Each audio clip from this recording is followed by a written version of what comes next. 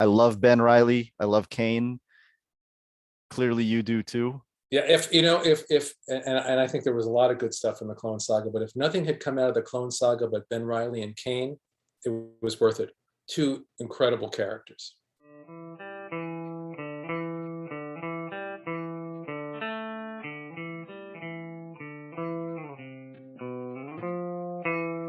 Welcome to the Comics Cube, everyone. I am with the legendary J.M. DeMatteis. How are you doing? I'm doing good. I'm doing good. And DeMatteis is an acceptable pronunciation, but I prefer DeMatteis. DeMatteis. Yeah, Okay. which is Okay. the authentic Italian pronunciation, which some years ago I decided if that's the way they pronounce it in Italy, that's the way I'm going with it. That's interesting because Yeah. I've talked to Danny Fingeroth, who says DeMatteis, and Jim Right, Salicrup, who says right. I DeMatteis. have old friends that knew me back in the day, and that's the way it was pronounced. And my father always used to say, the way it's really, it got Americanized into DeMatteis. My father always used to say, it's really DeMatteis. And so finally, I don't know, some years ago, I said, if that's what it really is, that's the way I'm going to pronounce it. All right. But I Cool. accept both. I just thought I'd be, super accurate. But I accept both. J.M. DeMatteis. Right, you got it. Awesome. So my first question for you is, why do you love comics? What made you love it in the first place? I don't remember a time. I grew up in a time when comics were sort of omnipresent. If you were a kid, you didn't have to go to a comic book shop. They were everywhere. So they were just always part of my childhood. I don't remember not reading comics. They were just always around. And I do a writing workshop occasionally called Imagination 101. And one of the things I talk about is, why comics? What's the deal? And I think for those of us that are into this, I was just talking about this recently. It's almost, there's like a chemical that drops in our brain. The first time that we see this combination of words and pictures, there's something in us, this chemical drops, and that's it. We're hooked for life.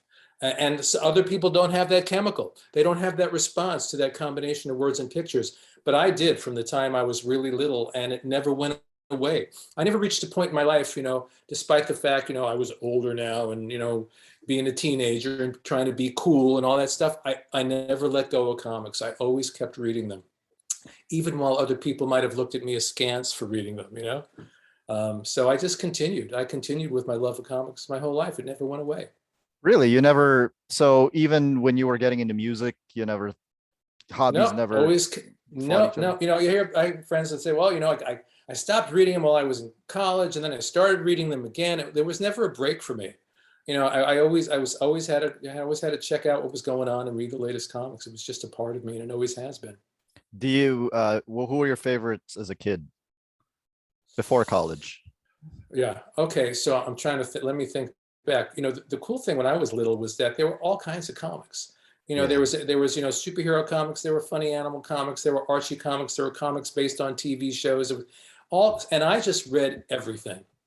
I did have a real love for the DC superheroes, especially Justice League and Green Lantern were my two real favorites when I was a kid. And then when I was in junior high school, I had what I only half jokingly refer to as a religious conversion to Marvel.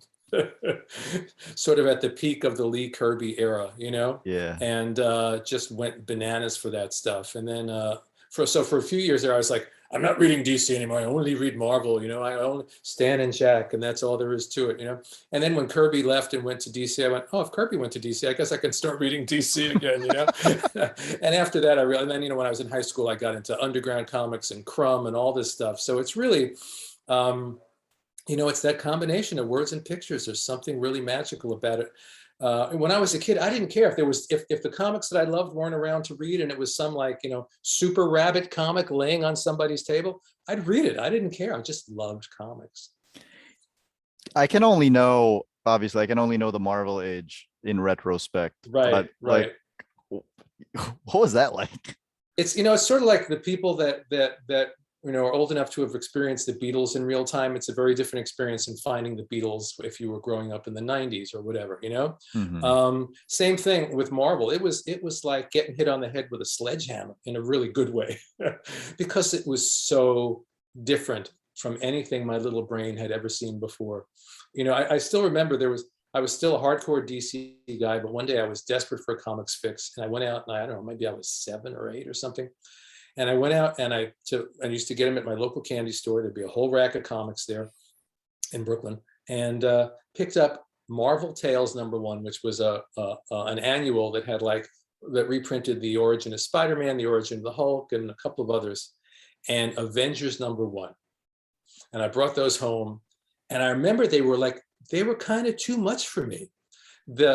Kirby's art, the DC art in those days was this finely sculpted, very clean stuff, and Kirby's stuff was like, oh, just exploding in your face. I remember reading the Hulk origin, and Thunderbolt Ross shows up early in the story, and as a kid, I'm thinking, well, he must be the Hulk because he looks like a monster, and he's just one of the regular characters, And in those early issues, Stan would do the covers were colored very garishly, and big black lines around the balloons, and people were yelling, and things were, so it was like, well, this is kind of interesting, but I don't think I'm ready for this yet. It was a few more years before my brain was mature enough to really connect. I remember the first time I saw a Spider-Man comic book, somebody I knew had one. It was like Ditko's art, again, same thing. It was like nothing else I'd ever seen before. It was, without reading the story, Spider-Man looked really creepy. It was looked like a horror comic. It didn't look like a superhero comic. Which you would run with.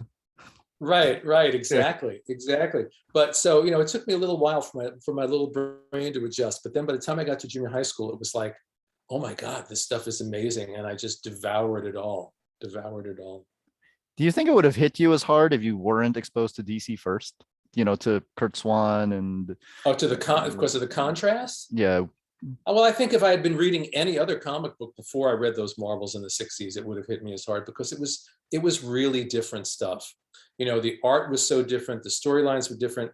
A while back on Twitter, someone had just a random couple of panels from an old Spider-Man comic. It was Spider-Man and the Human Torch. And we look at it now and it all sounds kind of trite and old fashioned, but the dialogue that Stan wrote, there hadn't been dialogue like that. It may sound not natural to us now, but then it was like the most naturalistic dialogue that had ever been in comics. And the joking and the patter and the angst and the melodrama in a way that they'd never had in comics before.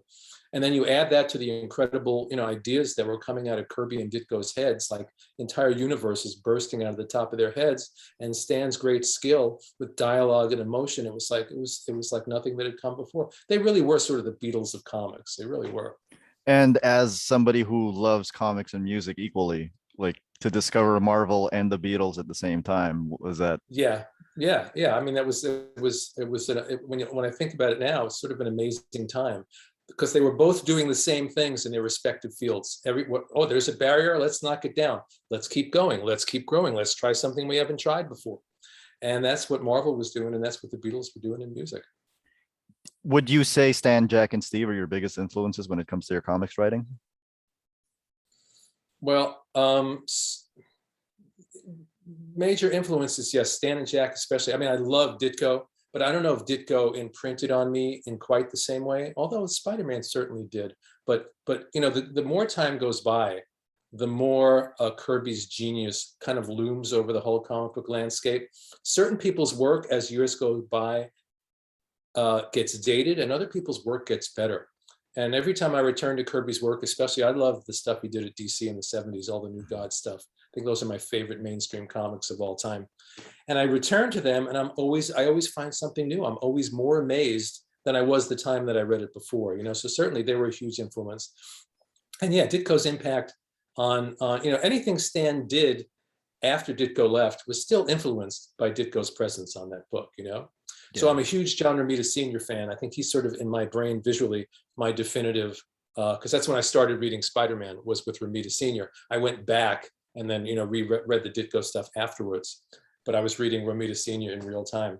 And other major influences, Steve Gerber, and there was, as great as the 60s were, the 70s were like really amazing. The 70s in some ways, it was same thing with music. In music, there was sort of like these bands came along, Beatles and Dylan, and they came along and they changed the whole landscape. And then in the 70s, music just got broader and broader and broader, and so many different influences coming in from so many angles. That's kind of what happened in the 70s when all these new young guys came in.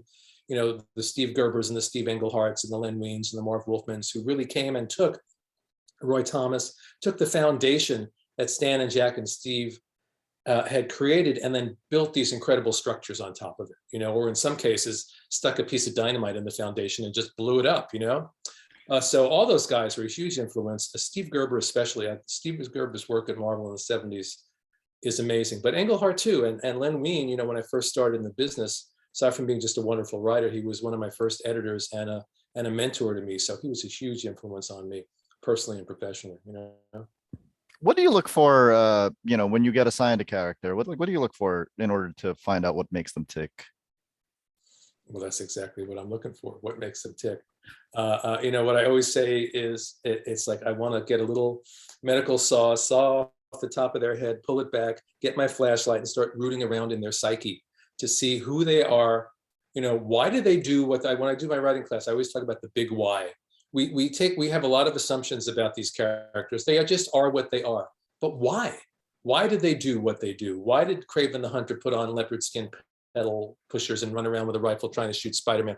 What did his mother do to him that made him end up that way, So I'm always asking that question, the why, and I'm always looking for, and especially in characters that have been explored and around for decades, is there a corner of their psyche? Is there something that hasn't been explored before that we can reach out and pull out and create new stories with? I like to write, for the most part, stories that start from the inside out. Not like, oh, here's a cool plot and let's impose it on the characters. Here's something we can do with these characters internally, and let's build the plot around that. I'm going to get back to that in a bit, about a famous story you did about a certain character that should have started from a different character, but I'll get back to that in a bit. Okay, well, I know what you're talking about. Okay. Yeah. I want to talk a little bit about your Captain America work, because very specifically, I want to talk about two characters that you created. In 1982, you created Arnie Roth. And it's so funny. I was literally just talking to my wife about Arnie Roth. That's so funny. Just this morning. Yeah. Well, because there was a big article in the Times about the Superman's son being gay, and all that. And I said, I did this character in the early 80s, major supporting character, maybe the first gay supporting character at Marvel, maybe the first gay character at Marvel. I don't know. Arnie Roth. And, because people are like, really? Wow, there's gay characters in comics now? It's like, well, we did that back in 1982. You did. Yeah. Yeah. And it's different, right? It's different now, because like back then you kind of couldn't say it outright, or didn't say it outright. I don't think we ever used the word gay. I don't think we could. And yet, so we had to make it clear, within the context of the story, but he never went and shouted, hey, Steve, I'm gay, but it was very, very clear. And I look back on that. At the time, it was another story. It was a cool character, because my thinking was, the great thing about Steve Rogers / Captain America is, if you looked at where he was at then, he had a Jewish girlfriend. He had a black best friend, along came Jack Monroe, this young guy who was out of time. And I just thought, Steve Rogers is the broad tent of America. So it made sense to me that he would have a gay friend too, and I wasn't like trying to hammer it and hit anybody over the head with it. It just seemed like a natural thing. So I created this character who had been Steve's best friend when they were kids. And actually, if you look at the first Captain America movie and you look at Bucky, they lifted the Arnie Roth backstory and they put it on Bucky. He was the best friend that always was there. And he wasn't a cliche either. He was the guy that was there protecting Steve all those years. He was the tough guy who could fight off the bullies, So it just seemed natural that Steve Rogers would have Arnie as a friend. And I think it works great. Well, the really great thing for me over the years has been that so many people years later have come to me and said that character meant so much to me, or means so much to me, to see myself represented in a comic that way, And I honestly wasn't thinking that I was representing anything, because I'm always just following the story and what seems to work and what seems natural in the story. And Arnie just seemed absolutely right for Captain America. How do you decide on something like that? Like making this character from Captain America's past of this particular sexual orientation. Any other writer, I feel, at the time would have just written him as straight, right? I don't know. It's an intuitive thing. And like I said, for me, looking at Steve with his, black best friend and his Jewish girlfriend, it just made sense that he was a guy who was like the literalization of the big tent. He would let everybody in. He respected everybody. That we're all Americans. We're not just these white guys in the corner or these straight guys over here. We're all Americans. And that's the way I saw Steve. He's like a total pure idealist. Always sees the best in people and the best in America. He's the American dream. He's not the American reality. And that's what makes great Captain America stories, is the tension between the American dream and the American reality. How do you feel about coding, very explicitly coding Arnie Roth as gay back in 1982, and then now in 2021, like 40 years later, you're seeing Superman's son in the right. in big press releases and stuff. I know. It's feel? funny, if comics had been then the way they are now, it would have been on the CNN. You know what I mean? Captain America has gay friend and headlines everywhere. But no one even paid any attention then. It was just another character in another comic. What's great, and well, now it's like it shows how far we've come. Basically, you don't have to be subtle. And if anything, the pendulum has swung so that people are like going out of their way to do this, because, when something has been pushed into the corner for so long, and often, in order to correct that, it kind of swings the other way. So, who knows, in the next few years, every character in comics might be gay. Who knows? We don't know. And that's okay, because then it'll find a nice, healthy balance where it'll just reflect who we all are in a nice, balanced way. But I think it's great. Now, this thing with Superman's son, if young people today, it makes absolute sense. Young people today are all over the sexual spectrum in every which way. And sometimes changing I see from the young people that I know, changing from day to day sometimes, and how they feel and what they're identifying with, and are able to be free and to experiment. So to have this young guy, that makes perfect sense. It wouldn't have made sense to suddenly decide that Clark Kent was gay. Yeah. I think that would be ridiculous after 80 years or whatever it is. But to have to do this with Jon Kent, that it makes perfect sense and it feels pretty natural. Yeah, I was gonna say, I was gonna ask, but you basically answered it. I'm like, it is actually refreshing to see somebody, of your generation be so accepting of it, because that's not things always change, and we have a choice in life. We can resist. And we see the people out there that are really entrenched and want to resist every change. Or we can kind of go, I find that for myself, there's always, as these big societal changes come, there's always a moment of, wait, what? Huh? And then you go, oh, okay. And on you go, because you take a deep breath, you understand it, you take a minute to understand it, and you have to give people time to like understand it. And then you move on, and that becomes part of just what our world is, What, speaking of another character, you're talking about the broad tent of America. Yeah. And I have to preface this question by saying that I love this character ever since I first saw him in Spider-Man. But do you think you could have created somebody like Jesse Black Crow today?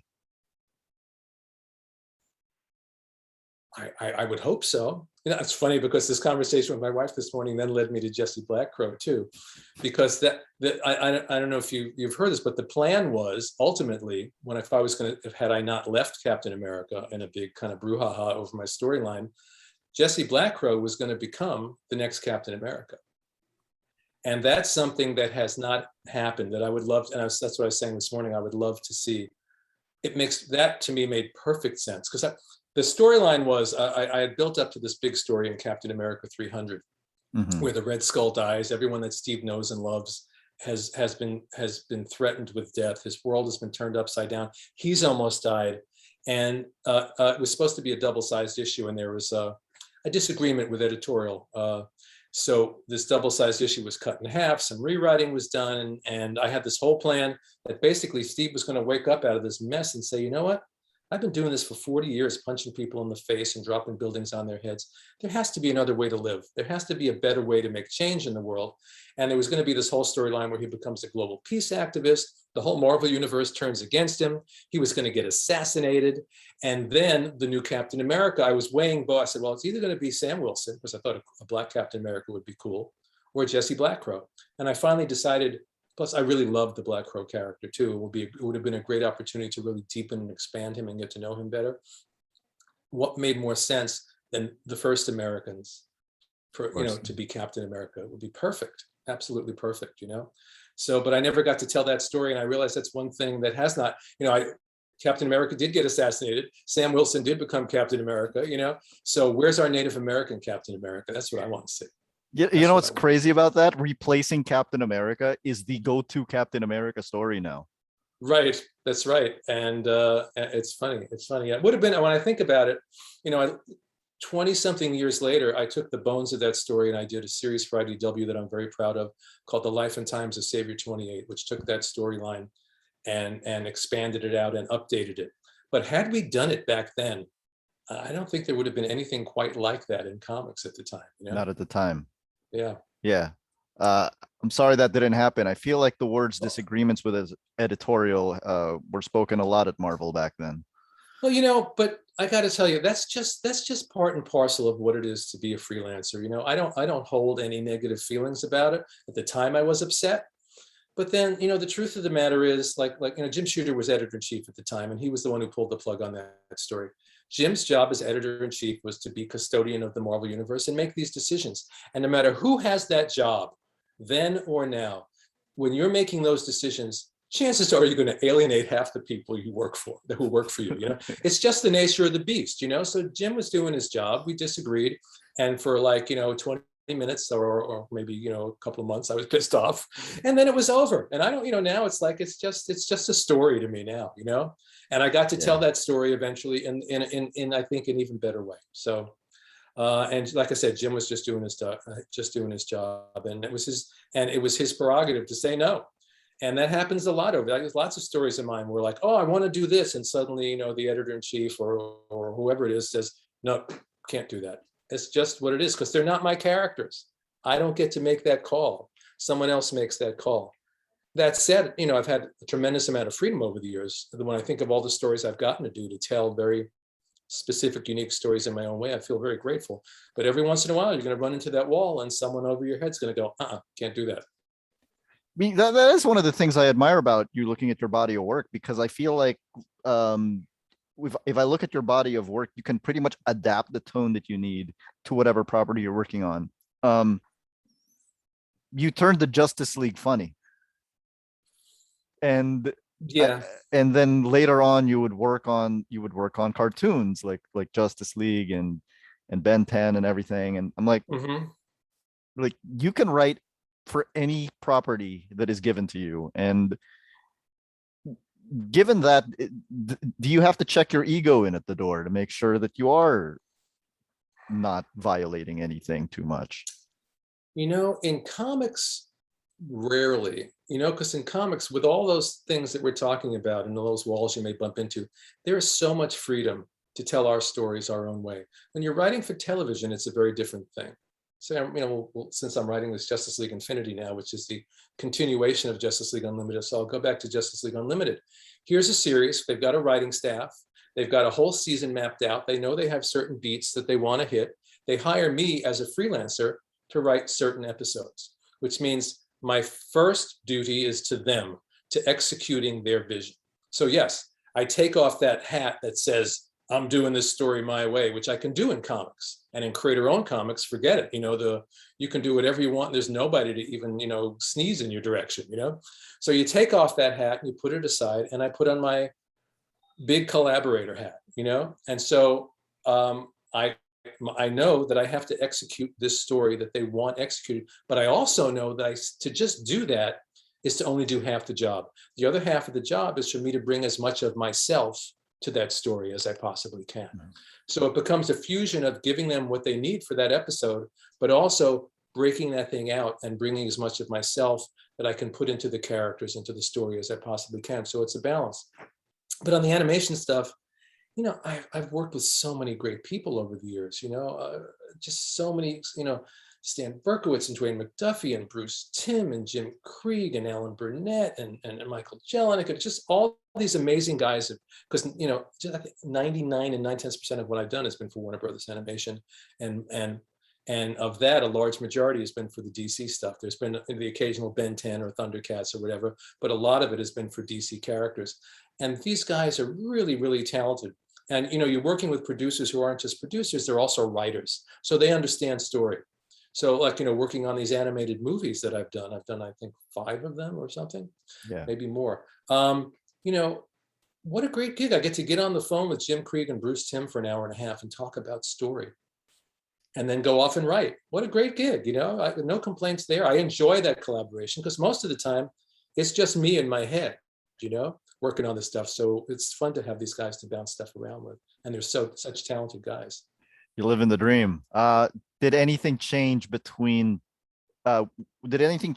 in terms of the collaboration process with Mike Zeck from Captain America to Kraven's Last Hunt?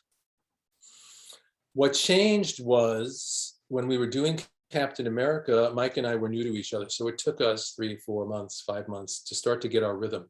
So that by the time we were done, by the time I stayed on Captain America another year or something after Mike left, maybe a year longer. But by the time he left, we really had it. Our collaboration was down. We were locked, so that when we came back together to do Kraven's Last Hunt, we had that energy to pick up on. We didn't have to start over again and get to know each other. We were there. So that lock was there from the first page, first panel. And I think that's one of the things that made that story work, because Mike and I knew each other creatively, knew each other so well, and also knew each other personally because we were buddies. How important was it that somebody like Mike Zeck did collaborated on Kraven's Last Hunt with you? Because I was talking to Jim Salicrup for context, and we were talking about just the importance of working with the right artist for the right project. And we played this little what if game, like what if an average, not an average, but a more conventional Spider-Man artist at the time did Kraven's Last Hunt. Maybe they wouldn't have sold it as well as Mike did. So how important was it that it had to be somebody like Mike? Comics are words and pictures together. And if you don't have that right combination, I could have written the same exact story. Every word in every panel might have been the same, and someone else would have drawn it, and we might not be having this conversation today. It just would have been just another Spider-Man story. It was the two of us, and give credit to Bob McLeod. And I always say, with great comics, it's every element. It's the coloring, it's the lettering. As a writer, lettering is so incredibly important to me, because lettering is the delivery system for my story. And the average person reading I'll get back to Mike in a second. Yeah. The average person reading a comic book doesn't really pay close attention to the lettering, but their brain does, not consciously, but unconsciously.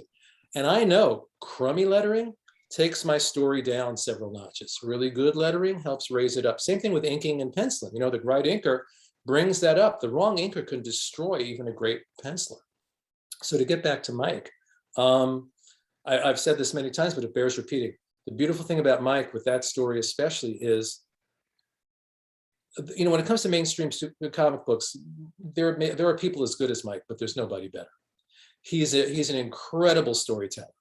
He can really, really draw. And if you look at his pages, look at Kraven's Last Hunt, everything panel to panel, absolute clarity. It's dynamic, it's energetic. You want to see the characters' emotions? They're there on their faces. Sometimes when you're working Marvel style, which is writing a detailed plot first, the artist draws it, and then you do the script, you find yourself in a position where you're having to explain things in the art that aren't clear. So it might be, and I always use this as an exaggerated, an exaggeration, but it's actually kind of true. It happens sometimes. Someone's getting punched and falling off the roof, and the artist doesn't draw it clearly, and that's why you see these balloons like, oh, he punched me and I'm falling off the roof. They're explaining what should be clear in the artwork. With Mike Zeck, you never have to explain the action. You never have to explain the emotion. It's dynamic. The panel-to-panel flow is incredible. So that's why when you read Kraven's Last Hunt, what's really going on in the captions? It's all in their heads. 90% of it is in their heads. Not just one level in their heads, but a level below that, and a level below that, because I never had to explain anything that Mike said. Mike drew, all the action is clear. All the surface emotions are right there on their faces. I don't have to say, I'm really angry now. You can look at his face. He's angry. Let me get in his head to see what he's really feeling. So if someone other than Mike had drawn that story, it might have been a very, very, very different story. And I've seen it with other stories that I've done where I think, well, that was a really good story. And And the artist did an excellent job, but if so-and-so had drawn that story, that would be a classic. You know what I mean? But he didn't, so it isn't. I'm tempted to ask you for an example. No, but I would feel never like you're pick an not gonna example name because names. I would never say anything negative about anybody's work because, you know, even the work that I don't like, I know how much hard work goes into any creative act. You know what I mean? Yeah. You know, creating a comic book, there's a lot of people working really, really, really hard. And sometimes it works and sometimes it doesn't. And sometimes it doesn't work because I've screwed up, you know? So I don't want people sitting there slagging my work. So I'm not going to, you know, do anything to them. You know, that's why even with, you know, movies or TV shows or books, it's like, I was thinking about this too the other day. I prefer to say I don't resonate with that material rather than say that really sucks. Yeah. Because, you know, the worst novel, someone sat there and sweated probably for months and months to write that thing. It didn't resonate with me. And sometimes a piece of work is really great. And I don't like it. Doesn't mean it's not a high quality piece of work. It just doesn't hit my heart the right way, you know? So, you know, when I started out years ago, I was a musician, then I was a music critic for a while. And I got very uncomfortable with being a music critic for that very reason. It just, after a certain, you know, sitting, you know, if we were not on the air right now, we were just having spewing opinions. I'm as opinionated as anybody else, and I hated that. I didn't like it. But when you put it in a public forum, it's a very different thing. And when you put it in you know, in print, in a newspaper, in Rolling Stone, I did some work for Rolling Stone, it takes on this huge import to people. And I didn't like, you know, being negative about anything in that way, that it kind of rippled out into that world. And I realized I'd rather be the guy that was home creating stuff and getting criticized, you know, than the guy that was sitting there. And I love reading great criticism, really intelligent, insightful criticism, but that's not what I wanted to do with my life, you know? Yeah, I completely understand. Around 10 years ago, somebody from the States sent me a comic to review, and they spent like $75 to send it to me. And it was, I'll say it wasn't a good comic. And I was like, I can't give this a bad review. He just spent $75 sending it to me. Right. That's why I respect reviewers that they don't come with their guns blazing trying to prove how cool they are by tearing something apart. They try to be insightful, and if they don't like something, they try to shine a light on it, you know? Yeah. So you know, every once in a while I'll see something where they might not like what I did, but the way they write about it and the insight that they bring to it, I can respect that, you know, as opposed to, oh, this comic really sucked, man. You know, it's like, that's not being a reviewer. That's just being a petulant teenager. There's a lot of them on the internet. Do you Right, think yeah. Kraven's Last Hunt is famous for having not originated as a Spider-Man story? Right. What would it have been like as a Batman story? Like, what were the differences? Well, the difference, you could kind of see the differences if you go and you read a story I did for Legends of the Dark Knight called Going Sane, which is Batman and the Joker, which has a lot of the original themes that I was planning, because the original story was Batman and the Joker. And instead of Kraven and Spider-Man, it was the Joker who, quote, killed Batman and buried him alive. And so Batman would go through his journey to come back from that.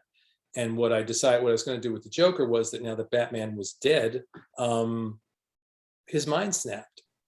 So if our mind snapped, we go insane. His mind snapped and he went sane. So it followed Joker on a whole journey, who he became after that, while Batman had to have to make his way back from the grave and back to his own kind of sanity. So, you know, maybe, I don't know, maybe it was 8 or 9 years after I did Kraven, I did Going Sane. Joe Staten drew it, did a beautiful job. And it's one of my all-time favorite stories. And it has similar themes. But the minute you have different characters in there, it's a different journey. Yeah. You know, the Joker is not Kraven. Batman is not Peter Parker. Bruce Wayne is not Peter Parker. So it's a very, very different story, even though it kind of starts from a similar point. But I love that story. Those, you know, put those two stories together, and it's like, you know, two of my favorite mainstream superhero stories that I've ever done. What is up with, like, why the fascination with duality? Because that's a common theme in your work. That's like saying, why are you alive, right? I mean, if you're alive, what do we deal with day to day constantly is duality. It's duality in the world out there. It's duality in the world in here. You know, when I was about 17, in an English class, we were reading Crime and Punishment. That's when I discovered Dostoevsky. And it just like spoke to me so profoundly and so deeply, because no one wrestled with the duality of the human soul in quite the way that Dostoevsky did. And it just had such the power of truth. And the seeds of my portrayal of Kraven come right from Dostoevsky. It's when I discovered that Kraven was Russian that I understood that character. You know, we're none of us are one thing. We're all 100,000 conflicting things. And our life's journey is to find balance with those things, and maybe hopefully at some point to transcend that duality and touch something bigger than that. But you know, that to me, that became clear to me when I was a teenager, that sort of pull of these opposites in our souls. And it always fascinated me. It fascinated me in myself, and it fascinated me in the world. I mean, look at the world right now, and especially in the United States. Look at talk about the play of opposites. It's insane, you know? So, and until we can master that play of opposites in ourselves, we're never going to master it in the world out here. So that internal push-pull of the opposites inside ourselves has always fascinated me. We have it here too. It's crazy. Yeah. Kraven's Last Hunt. One of the things that I noticed. Where are you? I don't even know where are you? I'm in the Philippines. Oh, I see. I didn't even know. Okay, but I lived in the States for a few years, so I'm aware of which you speak. Yes, I think as long as you will find human beings around, you will be aware of that, because it's just the human animal, you know. Would you say the States, it's highlighted a little bit more in the States because of the two-party system? Now we just moved away from comics altogether. Right. Well, politically, absolutely. I mean, this idea that it's almost like, I never thought about it, but it's the ultimate manifestation. It's like either or. You're either with these guys or those guys, and if you're with these guys, you're duty bound to hate those guys, and those guys are, you know, it's like, it's awful. I wonder, would it be better if we had, you know, 10 political parties with, like, you know, subtle gradations between them, and people can just, you know, well, on Tuesday I'm going to vote for this guy and this guy and this guy, you know. But when it becomes just these two monoliths, it's a recipe in a lot of ways. It's a recipe for disaster. And it's a good point. It's a really good point. And each side just ends up fighting among themselves too. And right. Well, that's just it. You know, you break it down, and then there's duality within the duality within the duality, you know? Yeah. And I think a lot of it, you know, if we want to go and get philosophical, which I guess we're already doing, a lot of it has to do, I think, the basic human fear of others. So we other, you know, whether it's my country's better than your country, you know, my religion's better than your religion. And then within that religion, our faction of this religion, we do it right and you don't do it right, you know, and then it becomes like, you know, my city's better than, my block is better than the guys on that block over there. And then you get into people's individual families, and you see all the conflict within families. You know, this part of the family is better than that part of the family. And it's like, I think it just comes out of fear. It really is born out of fear. And the only way, one of the ways that human beings deal with their fear is by taking their fear and projecting it onto someone or something else. They're the reason I feel this way. You know, they're the other. And I think that's, you know, that's one of the fundamental issues and problems with being human. Well, we got really deep really quick, didn't we? Well, I mean, also, like, those are themes that you explore in something like Kraven's Last Hunt. Yes. I did notice that you are one of the people who really started using first-person narrations for multiple people throughout a particular story. Multiple people, sometimes also second-person narration, which adds a creep factor to the whole thing. I know that was a trend that was already starting in the 80s, but what made you really start using it, aside from Mike Zeck just giving you the perfect storytelling? Yeah, and I'm wondering now, was I doing it? Well, I was certainly doing first-person narration because I had done Moonshadow, my first big creator-owned book before that, and that was all a first person, because first person gives you, and you can play with first person in a lot of different ways. Like in Moonshadow, it was told by the main character as an old man, and that's a perspective I really like also, to look at the events after the events have happened versus when the events are happening, you know, brings a very, very different perspective.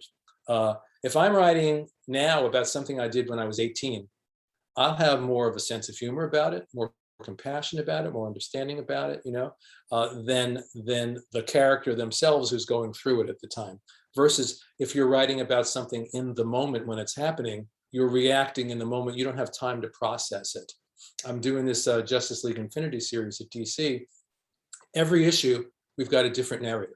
It's Martian Manhunter 1 month, it's Superman 1 month, it's Lois Lane, it's Wonder Woman, and they're narrating this after the events have happened, which is a different perspective. Whereas Kraven was, if I'm remembering correctly, was really in the moment, very much in the moment. And there's immediacy to that. And what I started to play with there was just kind of what we were talking about a little bit before, was not just thoughts, but counter thoughts and counter thoughts, because even our thoughts aren't one thing. You know, if I'm really following my brain, there's a lot of stuff going on in there at the same time. We're not just thinking like in mono, if you remember what mono was, we're thinking in stereo, you know? And there's a lot of different voices happening in there. So the ideas of thoughts and counter thoughts and counter thoughts to that, sometimes I'd have 3 different levels of thoughts going on, you know? And it's just a way to get the reader into the characters' heads and relate to them. And then if you jump and you're doing that with Kraven, even though he's the bad guy, you can't help but feel for him too. You want to feel for the antagonist. You have to make, you know, the worst villains are the villains who are just like, you know, they twirl their mustache and they're really evil, and that's that. I get it. There's just so much you can do with that. It's fun every once in a while to come up against some character who's pure evil. Dick Dastardly. Yeah, you know, even when I was writing the Red Skull in Captain America, I did an issue that was sort of the backstory of the Red Skull and took the old Stan and Jack origin and kind of dug underneath that to see who this guy was and what made him what he was, you know? And that's what always interests me. It goes back to the big why. Why do we do what we do? And that applies in life, and it certainly applies in stories. It makes your villains far more interesting if we can understand them even as we oppose them. Is it empathy? The key tool for the writer. Yeah. It's the key tool for the human and for the writer. Yeah. Key tool for the human. Everybody should pay attention to that. In 1994, I had started buying comics regularly with my own money, and I was collecting this weekly storyline called Maximum Carnage. And you know, even to an 11-year-old kid like me, I kind of knew this was a blockbuster movie, was made for a video game and everything. But every time I get to your chapters and you know, pull out the theme of family, which nobody else was doing, that I think I kind of realized, like, this guy can't not try to be meaningful. And I was wondering, like, why you bothered? Was that a bad question? Because that's who I am. Yeah. I don't know what the any other answer is to that. And you know what? Sometimes I try and I fail miserably. I'm not, you know, I don't claim a 100% success rate by any stretch of the imagination. But I always say, you know, in my worst stories, I'm trying to engage your emotions. You know what I mean? I'm trying to do something that has some meat and some meaning. And like I said, I may fail spectacularly, and I have many times over the years. But I'm trying. It's just because it's the way I live and it's the way I approach life. So why wouldn't I approach story that way? You know, you did the best scene in that storyline, which is when Captain America shows up. When you know, I have mixed feelings, to say the least, about Maximum Carnage. And although, you know, people love it, it's, you know, they keep reprinting it all over the years. So there are a lot of people that totally love it. I have mixed feelings about it. But, you know, first of all, I was working with Sal, one of my favorite collaborators, brilliant artist. And aside from doing a brilliant Spider-Man, I knew as a fan, his Captain America, his run with Steve Englehart's one of my all-time favorite Captain America runs. And Sal, and he did a couple of fill-ins when I was writing Captain America, and I just couldn't believe how good he was with that character. So I tailored that sequence to Sal. You know, you see there's like one page, Spider-Man's crawling through the dirt. It might be like a 9-panel grid of just him crawling toward the camera. And then we open up, it may have been a double-page spread. It's a double-page sideways spread, yeah. With Captain America, you know, reaching out saying, "Can I lend you a hand, son?" You know, or whatever the line was. And I knew Sal would nail it, and he exceeded my expectations. So if Venom and Carnage existed just for Sal to draw those few pages, that was worth it, because he just did such a beautiful job. Is the best. Your collaboration with Sal Buscema was just an amazing collaboration. The Spider-Man versus Harry Goblin saga. Yeah. I'm still waiting for Marvel to collect that. Every time that comes up, I'm like, it's been all these years. Individual stories have been collected here and there. The whole thing has been collected in other countries. I think they've done like a whole omnibus in other countries with the whole run, and here it hasn't been. I'm hoping since next year is a big anniversary year for Spider-Man. Yeah. And since I'm back doing this Ben Reilly series next year, that maybe they'll want to finally collect that run, because I'm very proud of that run. That's some of my favorite stuff I've ever done. And working with Sal was heaven on earth, What was it like doing some of the most intense scenes with Peter and Harry, doing it with Sal? Like, I'm sure it was easy to work with Sal. Collaboration between writer and artist, it's kind of what we were saying before about certain stories. It's like, if it doesn't click, it doesn't click. You can't make it click. You know what I mean? You can't say, I'm going to create chemistry with this artist any more than you could walk into a party and see some beautiful girl in the corner and say, I'm going to go create chemistry with her and she's going to love me. It doesn't work that way. Either you have chemistry or you don't. And it's the same thing with a writer and an artist, and I always say this because it's true with Sal. First page, first panel, something happened. I don't know what that something is. As people say, if I could bottle it, I'd sell it, but I don't know. It just happens or it doesn't happen. And with Sal, I'd write these plots, these detailed plots. Sal would turn in the artwork, and it was just a joy to write from it, because everything I asked for and more was always there in the artwork. And on top of that, you hope for that with the artist that you're working with. And then, the icing on the cake is if the person that you're working with is also a really nice person. And Sal was just a delight as a human being to work with. He's of a different generation. So I remember meeting Will Eisner at a convention once, and I thought, this man is a gentleman. We don't use that phrase anymore, and certainly my generation never used that phrase. But there's a certain generation where you'd say, this guy's a gentleman. And Sal was a gentleman. He was like really just an amazing guy. And it was a pleasure to work with him on every level. Those blew my mind as a kid, because I think those were the first times I really saw these, the way that you and Sal paced certain scenes where it was just, Peter looks at Harry, Harry looks back at Peter. And I feel like that was when I was like, oh, this is actual drama. How old were you when you were reading those stories? I must have been 11, 12, maybe. Okay, so that must 10. have been, those stories are pretty intense. So those must have been, it must have been a fairly intense reading experience. They were, yeah. It was great. Well, that's good. It's good, yeah. You moved on to Amazing soon after that. You were working with Mark Bagley on the Clone Saga. Yeah. This is an unbelievably disparaged run for many reasons, and it was actually what got me super collecting Spider-Man, my favorite character. I love Ben Reilly. I love Kaine.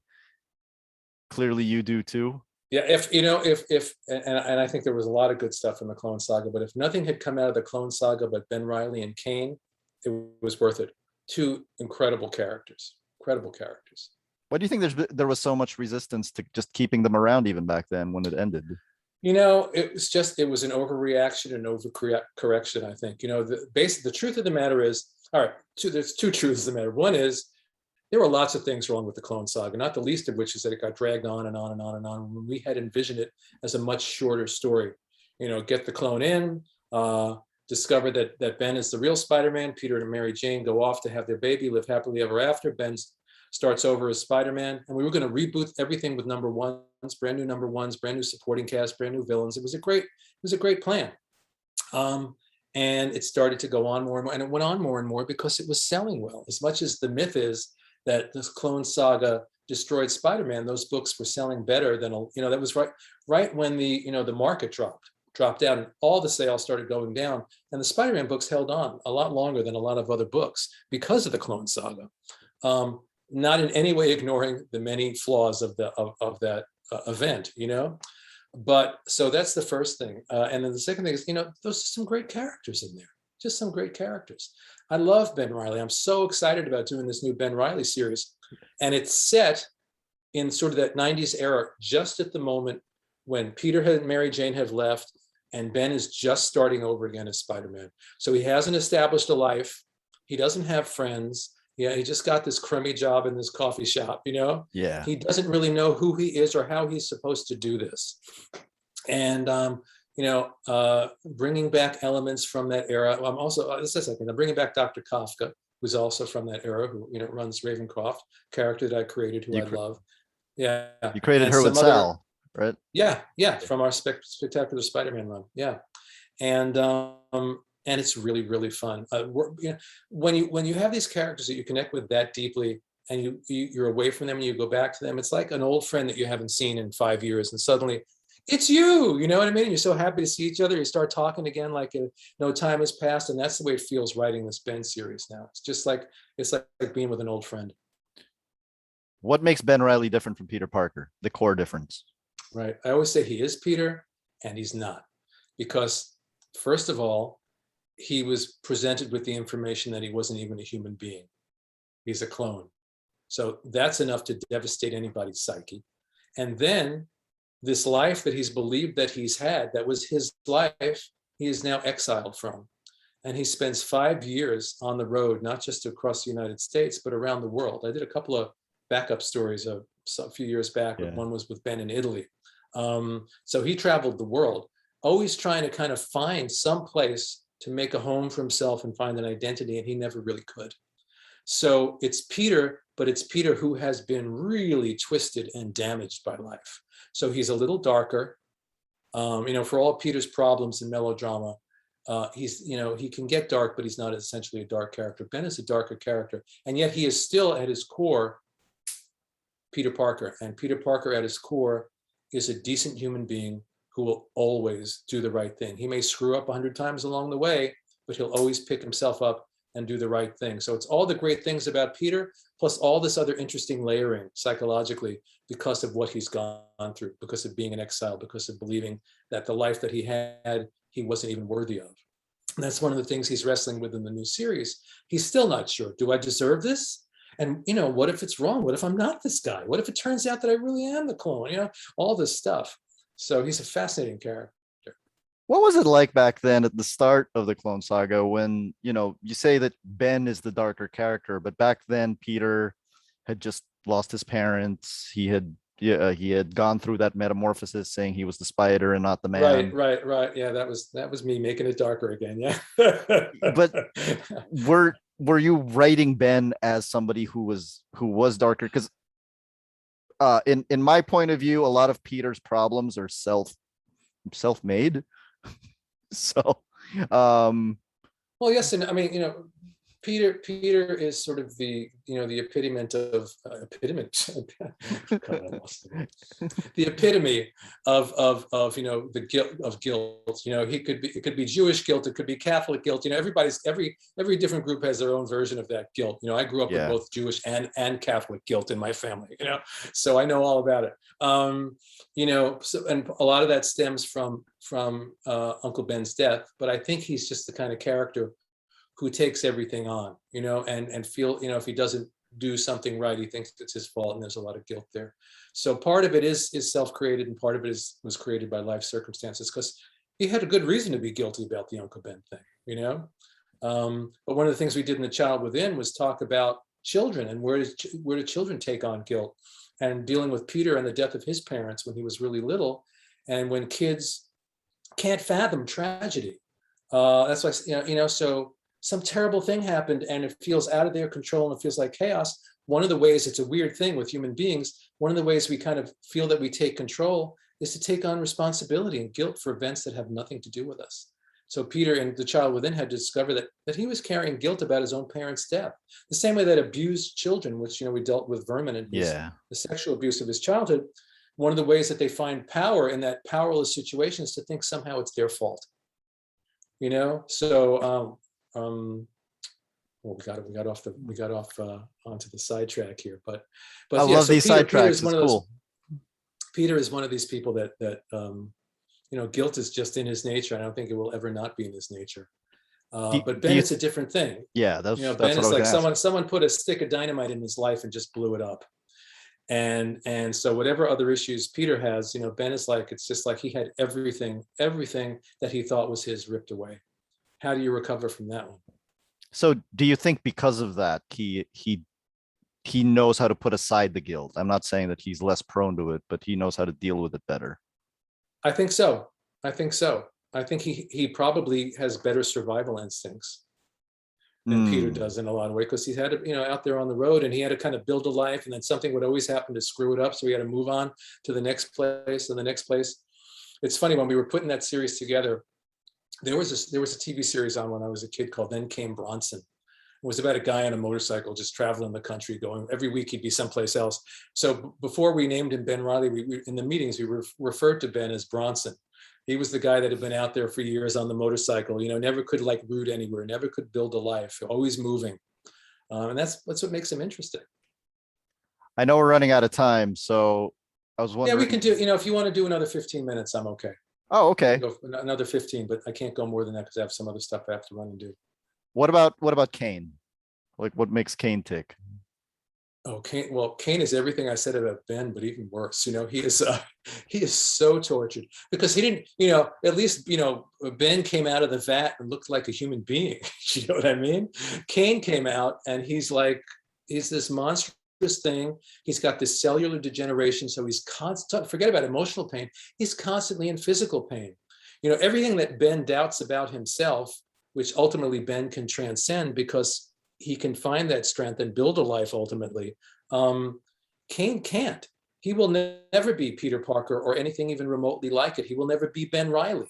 He will only be this sort of monstrous, scarred, pain-racked creature, which makes him, to me, instantly sympathetic. All these guys, they're brothers. The three of them are brothers.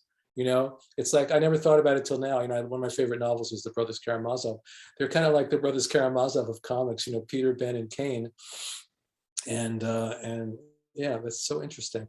And so they're all gradations, they're all part of the same family. They're all gradations of the same fundamental Parkerness, and it all manifests in different ways. And Kaine is so tortured, and he hates these other two guys. He hates Peter, for just having a life at all. He hates Ben for trying to make a life, and yet he loves them, And one of the things we did in Spider-Man Redemption was, for Kaine to kind of see that, and for him to realize that maybe there is another life for him, but the first step is to give himself up for his crimes and see where that takes him. I'm already thinking about if we get to do another Ben Reilly series, and it'd be nice to bring Kaine back in that story and send Ben and Kaine off on an adventure together.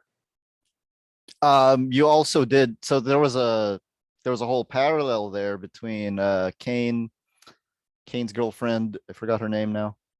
Right, the cop. The cop. I can't think. Louise. Yeah, Louise. I don't remember Louise's last name. Yeah, and Ben and Janine. Yeah. Well, if the creator of Louise can't remember her last name, I think I'm good. Right. Okay. Ben and Janine, and of course Spider-Man and Mary Jane, right? Right. Right.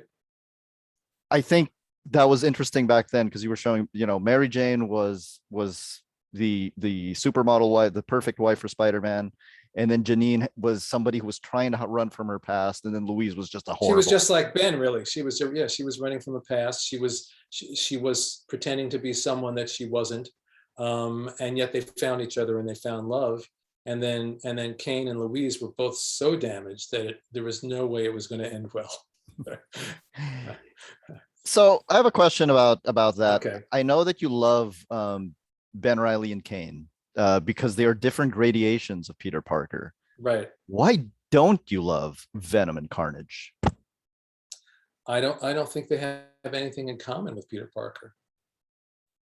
I never read, same thing. People love those characters. That's great. Yeah. I never resonated with those characters. I've written them, and when I sit down to write them, I do the best that I can to write a good version of them. We did Bagley and I did Spider-Man, Batman, and it was Spider-Man, Batman, Joker, and Carnage, and I tried to write the best Carnage that I could. But the characters, now they may have evolved them over the years, but the characters as they existed then, I couldn't get the hook into them. You know what I mean? Either you can get the hook into them or not. I've seen certain characters you may be a reader of, but when it comes time to write them, I'm better off reading about them than I'm writing about them. I'm just not clicking with the character. But at the same time, certain characters that you never resonated with as a reader, you start to write them. I was talking to somebody recently about the Martian Manhunter, writing Justice League Yeah. Infinity. I'm getting to write John again, love that character. Before I wrote him in Justice League, I could have cared less. That character meant nothing to me. Yeah, I mean, he was an okay, I mean, I didn't mind him. I didn't dislike him, but it wasn't like, oh, this is one of my favorite characters. But as soon as I started writing him, I fell in love with him. Something happens, and certain characters, you just understand them, and you go on this journey with them. And other characters, it doesn't happen. Sometimes, you're hired to do a job, and you have to find your way in. It's happened to me with some of the animated movies that I've written, or sometimes in the animated TV shows, they hand you a character that's in the show or in the movie. And so I'll give you an example that I'm not afraid to bring up. I did a Deathstroke animated movie. Okay. So Deathstroke, if I was to make a list of my 1,000 favorite comic book characters, Deathstroke would never be on it. Not that I dislike the character, I just never gave that character a second thought. I'm not a big fan of the super assassin archetype, you know what I mean? Mm-hmm. Now I'm in a minority because people love Deathstroke, so that's all well and good. But when I get my call from Warner Brothers, they're not saying, what character do you want to write a movie about? They're telling me who the movie is going to be about. So what I have to do is they send me, Deathstroke trade paperbacks, and I'm going on Wikipedia and I'm looking things up.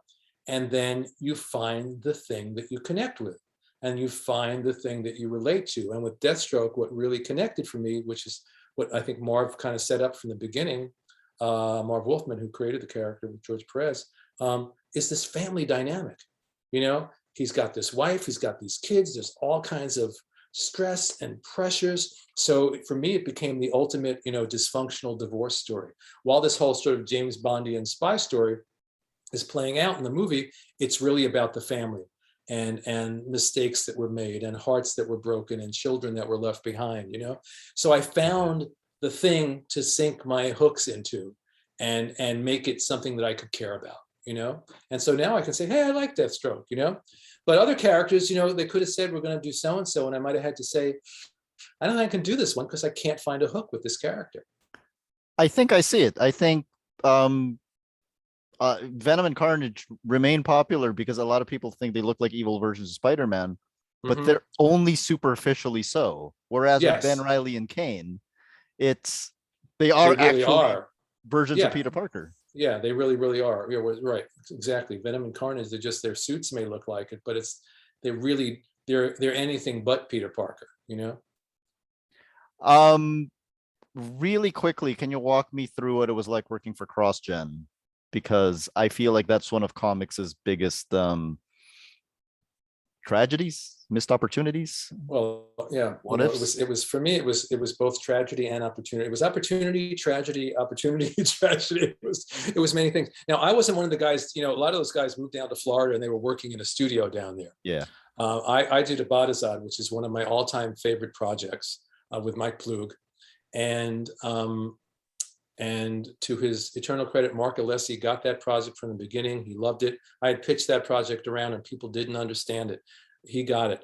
And he was the one that pulled Ploog into the project and started one of my favorite collaborations of all time with Mike Ploog. But what we didn't know at the time was by the time we'd signed the contracts, CrossGen was already in the quicksand and it was sinking, I think they printed 3, we did 4 issues of Abadazad. And I think we had 3 or 4 editors in the course of those 4 issues, because I'd be talking to my editor one day and the next day they're calling to tell me that they've just been let go. And then the next editor comes and they've just been let go, So, by the time the 3rd issue came out, even though we'd already done the 4th issue, the company was just gone. And it was hard. That series means so much to me. I love that series. It's one of the biggest heartbreaks of my career. It really, really is. But what happened out of that was someone at Disney Publishing at Hyperion Books for Children saw Abadazad and thought this would make a great series of children's books. So they initiated a process to buy CrossGen to get Abadazad. So what I knew Disney had bought CrossGen. I didn't know it was specifically for Abadazad. The initial reason was because of Abadazad. And then they thought, and then we'll get this other stuff too, but they wanted Abadazad. The good news for me and Mike was our deal with CrossGen was that we owned, whatever it was, I forget, a percentage of that book. So you can buy CrossGen, but you still don't own Abadazad. See what I'm saying? So they had to make a separate deal with us, and they made a very, very good deal with us. And at the time, it seemed like a great idea. Disney, and they loved the book, and they want to do a whole series of children's books and all this stuff. So we signed on, and then the same exact thing happened. I wrote 4 books. They published 3 of them, and then for reasons that are too complex to get into, they pulled the plug after the 3rd book. And unfortunately, part of the deal that we made with Disney was that they owned it now. So, oh wow, it's gone. I'm sorry to hear that. Yeah. So, I've been exploring for years, and I'm still exploring it now and talking to people about possibilities of either getting it back or finding a way to work with Disney to bring it back, because I would love to finish that series. There are, if I was going to list 3 projects that mean the most to me, that would be in my top 3, What are the other 2? Moonshadow and Brooklyn Dreams. Yeah. So, yeah. Would you mind if we close this off with a lightning round? I'm just going to ask you a series of questions or give you a number of artists, and then just give me a word or a sentence to describe them. Okay, sure. Okay. I'll do the best I can. Mike Zeck. Brilliant artist, wonderful guy. Sal Buscema. I'm going to say the same thing about all these guys. Incredible artist, one of the most underrated and undervalued artists in modern comics history. I think people are beginning to appreciate Sal, I think, now more than they did when he was back in the day doing that work. He is one of the fundamental Marvel artists and a wonderful man. What does Sal Buscema have over his brother?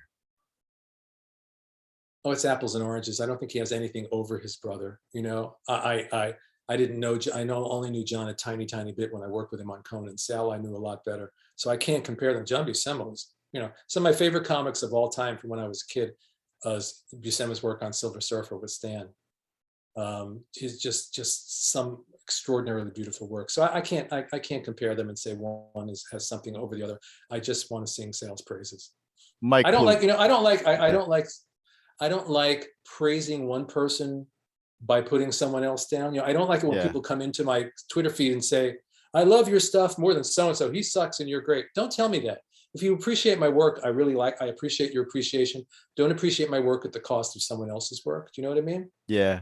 Yeah. So, go ahead. I was speaking to somebody right before this, and I think because you and David Michelini were on Amazing, like back and forth. Yeah. Like he thought you were David Michelini, and then he was like, "So is he the guy who created Venom?" I'm like, "No, that's a different guy." Right. Stop that. I think there was a period when I was doing Spectacular Spider-Man. David was doing Amazing at the same time. Yeah. Yeah, that too. And then you replaced him on Amazing. Right. You asked about Mike Ploog. That was the next one? Ploog. Yeah. One of the greatest fantasy illustrators that has ever been, and one of the most fascinating human beings I've ever known. Mike has had an incredible life, and he could sit with you and tell you stories about his life, and you will be entranced. He could talk to you for 8 hours straight, and you wouldn't be bored. He is truly one of the, when they say that someone is larger than life. When I first met Mike, I expected to be meeting a giant. I was very disappointed that he was a normal-sized human being. Same thing I said about Mike, that there may be other superhero artists as good, but there's nobody better. There are fantasy artists out there perhaps as good as Mike, but you will never find anybody better than Mike. What about John J. Muth? It makes me realize how lucky I have been. Do you know what I mean? It just so you know, it's pronounced Muth. Muth. When I first met him, I thought it was Muth too, and then someone had to correct me. He was like 23 or something when we started working on Moonshadow. Most extraordinary art you've ever seen. He's a fine artist who brings fine art sensibilities. A lot of people have done painted comics, and my problem is sometimes when people do painted comics, it can be very lifeless. Yeah. Because every panel looks like it's a painting. Do you know what I mean? Yeah. Whereas as Muth, on Moonshadow, we both went to town. We grew, we challenged each other. It was such a great collaboration. Just like after that, when I did Blood a Tale with Kent Williams, we challenged each other. We grew together. And he's also a good friend of mine, and we're still good friends. He lives not far from where I live, and we try to see each other, at least before COVID. We used to get together very regularly. We'd meet for lunch and sit and chat and catch up and everything. He's He's a genius. He's got an incredible career as a writer and illustrator of children's books the past 20 years.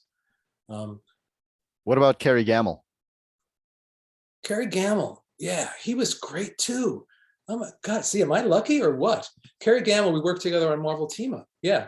And he was someone, and I guess he went off and maybe he was doing storyboards for films after a certain point. I think had he stayed in comics, he would have been one of the biggest names in comics because he could really draw, he could really communicate emotion. He could really tell a story. It was wonderful working with him.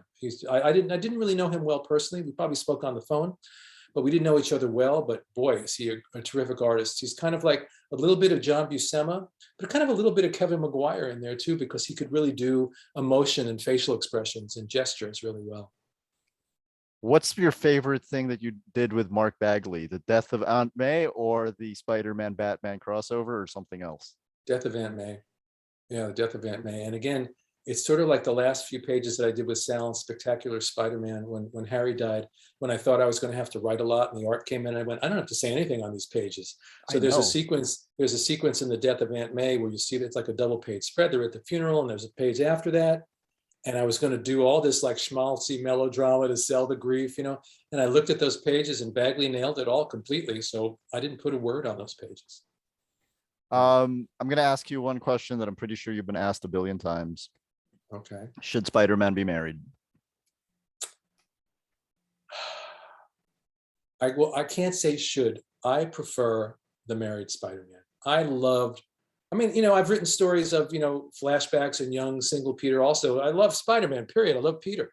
Yeah. But I loved writing the marriage. I loved Peter and Mary Jane together. It felt real to me. As a married person, it felt like a real marriage. And I loved writing it for that reason. I could project myself into that and into that relationship. So you definitely put me in the Peter and Mary Jane corner. At the same time, there's never really a should in comics, and there's often room for both versions. There's so many, especially these days, there's so many different versions and time periods and all this stuff going on that, you could do a whole series where Peter go back to when they were married and do a whole series about Peter and Mary Jane. But I loved writing the marriage. And of course, Ben Reilly is also Spider-Man, and you could do him as unmarried if you wanted to. Right. Well, he is unmarried. Yeah, that's right. You can have a married Peter, unmarried Ben. You can do whatever you want. Thank you so much. I have so many more questions, but I know you're out of time. Maybe we can do this another time. I'll come back and we'll have another conversation. How's that? Because I enjoyed this. That. We got off the track in a really good way. Yeah, those are the best types of going off the track. You asked me when we started, well, was there anything that you haven't been asked before? But I think we got into a few corners that maybe we never covered before. So that was good. Awesome. Sure. I'll send you an email asking about part 2. Okay. That sounds great. Thank you so much. JM DeMatteis. DeMatteis. You got it. There we go. Next time we talk, you'll get it right. I'll get it right next time. Right. Thank you so much. Bye.